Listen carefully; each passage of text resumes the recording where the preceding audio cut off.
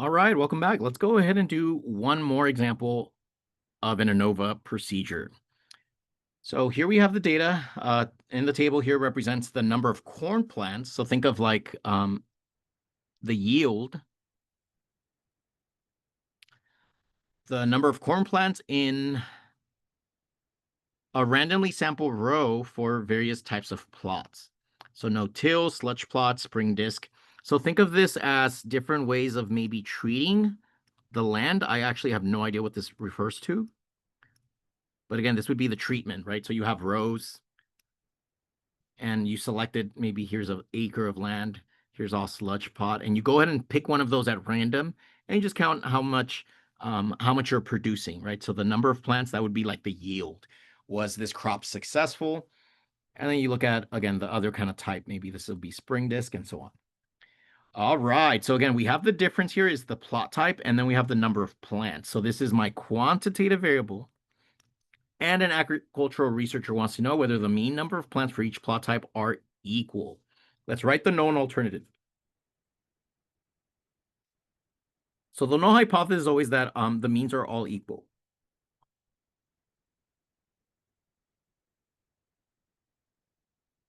We could write that as mu1 is the same as mu2 is the same as mu3.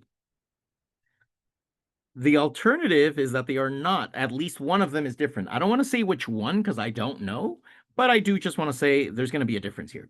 So that'll be at least one.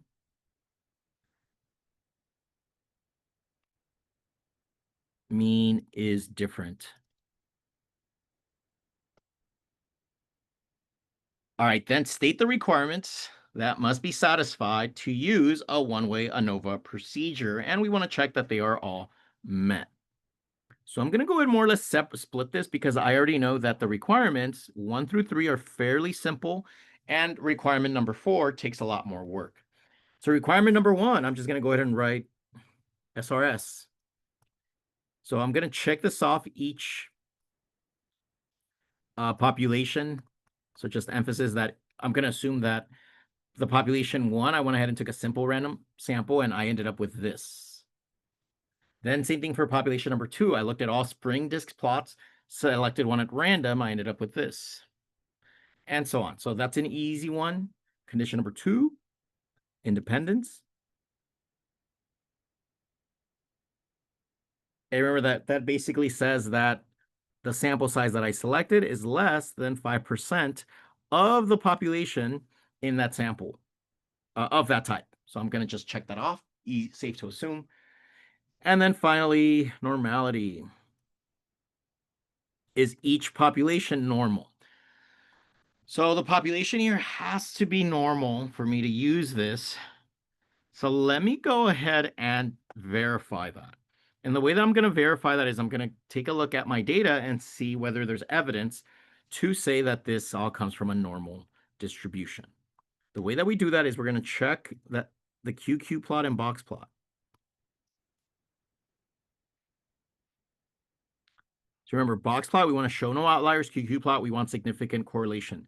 So I'm actually going to report the first correlation coefficient, second, and third. So I need to fill this in.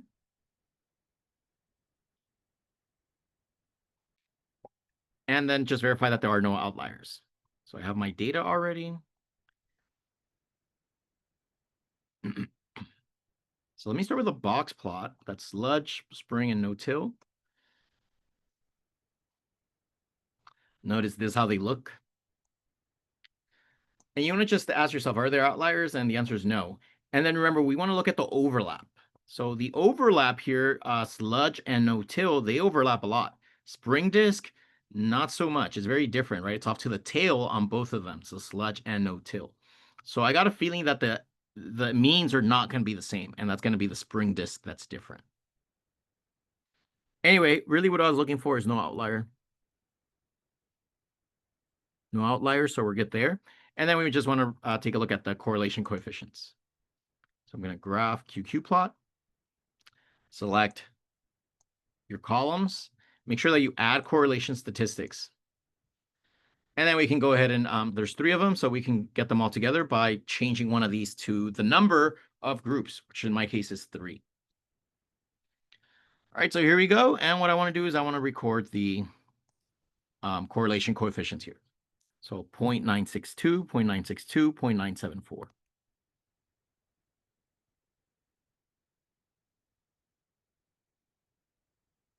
And all of them are significant. They're very close to 1.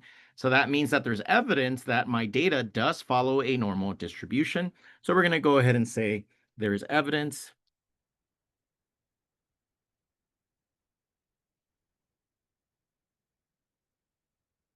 our populations are normal.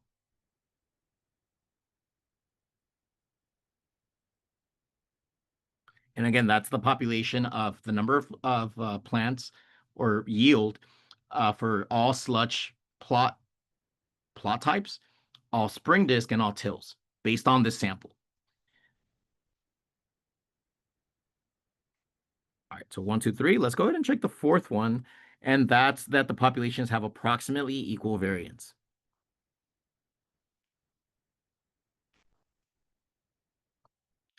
And I'm just going to go ahead and do a Levine test.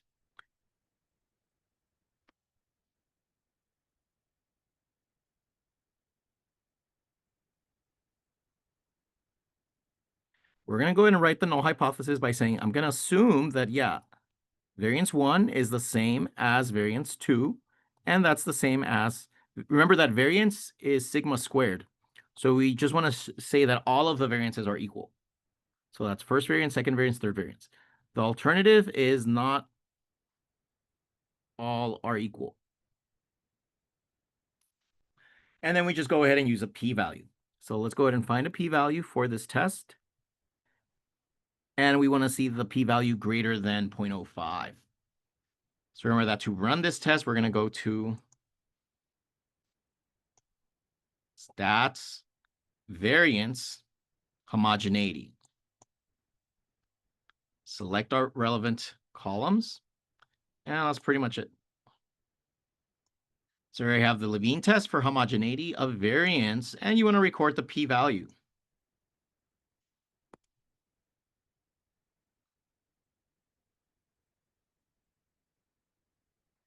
That's greater than alpha of 0.05. So we're going to reject the alternative hypothesis.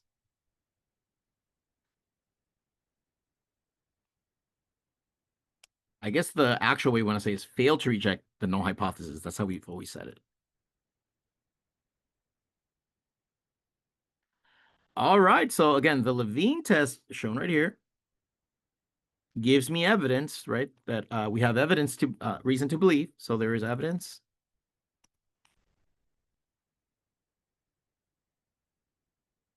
that variances are equal.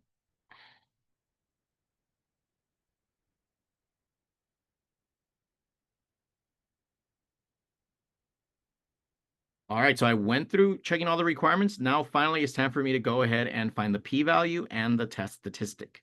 Let me do this first with the p-value. This is the way I hope that you're doing it.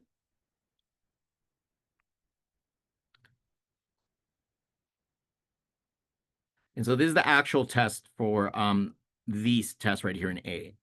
And so remember that we just go to stat, ANOVA, one way. Select our columns. And that's about it. And here's our p-value, 0.0068.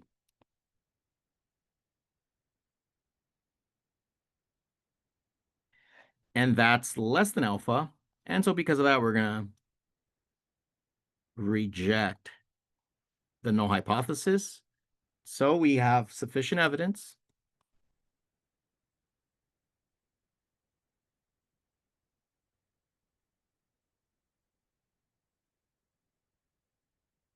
that at least, maybe I should say at alpha 0.05, that the at least one mean is different.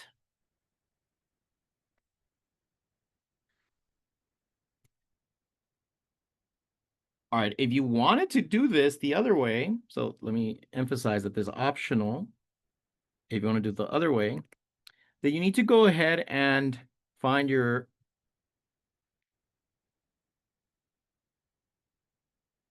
critical value first.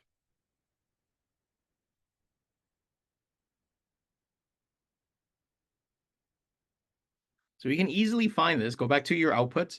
Notice that you have degrees of freedom 2 and 15. So I'm going to go to graph. Remember that anytime you have a picture like this, you want to go to calc. So stats calc. I have an F distribution. Type in your numerator degrees of freedom, that's 2, and denominator degrees of freedom is 15. The area to the right has to be 0.05. So my critical value is 3.68.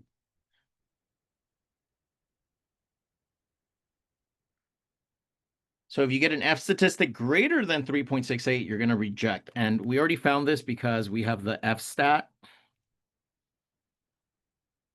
in our output already showing the F statistic here is 7.10.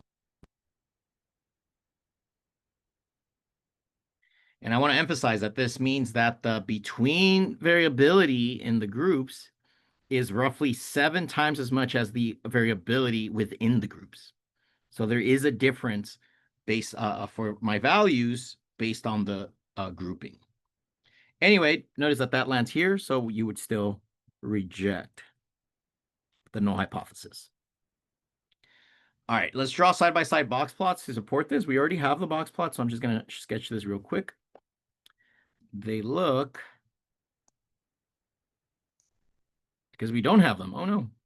Graph, box plot here.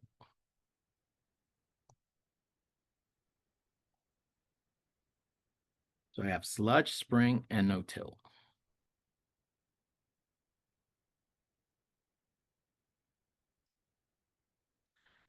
And they look something like this. It's just a sketch. I don't really need to know that. And we already know that there is a difference in the means. So again, you basically want to identify which one is much different than the others.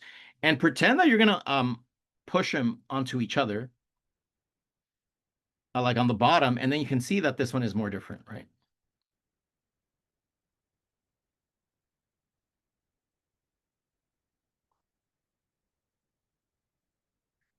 Technically, what you got to do is something called a post hoc test. I'll talk about it in a different video, but that's optional. So for now, this is all that ANOVA that you have to do for an ANOVA test. If you have any questions, this is the example to look at again, study, identify where you have a question on, and ask during office hours or ask on an online forum. All right, thank you guys for joining me. I'll see you in a next video.